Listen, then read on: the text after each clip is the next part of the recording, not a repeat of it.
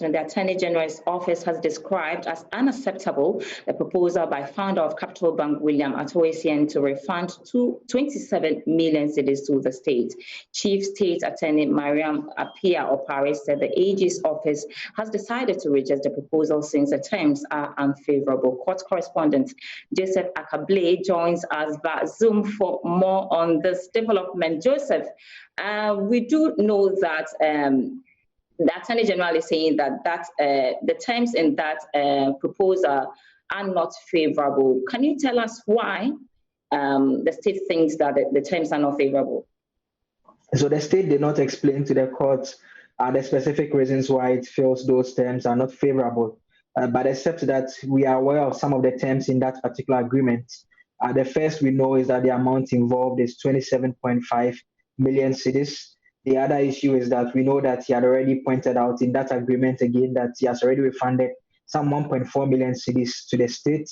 The third being some 19 cars that brand new cars we are told that had been imported into the country, which he said had been seized by the Economic and Organized Crime Office. And so all these form part of what he was refunding, which he will be adding a certain amount to it.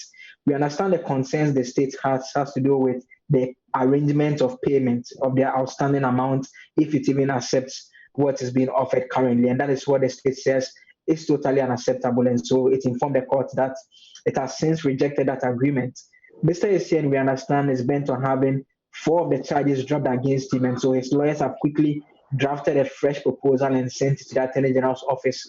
The Chief State Attorney informed the court that that new proposal is currently under consideration, but a decision has not been taken yet as to whether to accept it or not. And so they said that, mind you, the charges against him are 26, and this 27.5 million cedis just relates to 4 of the charges. And so the State Attorney makes the point that they want the court to now proceed to determine the case and hear the substantive case, because if they reach the agreement or they don't reach the agreement, there's still a case to be tried. So the judge adjourned proceedings to July 9, directing that if by July 9 they do not have an agreement, he's going to proceed with the case. If they have an agreement, then those 4 charges against him will be dropped. Then the state to proceed with the remaining charges against him. And all right, quickly, in 30 seconds, quickly before I leave you, in 30 seconds, we have run out of time. There are also concerns about trial proceedings. What can you tell us about that? Say that again.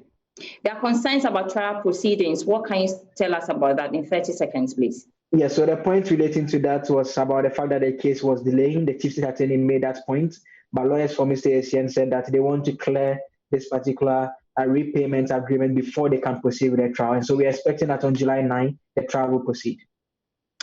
Grateful for your time, Joseph Akabley, our court correspondent.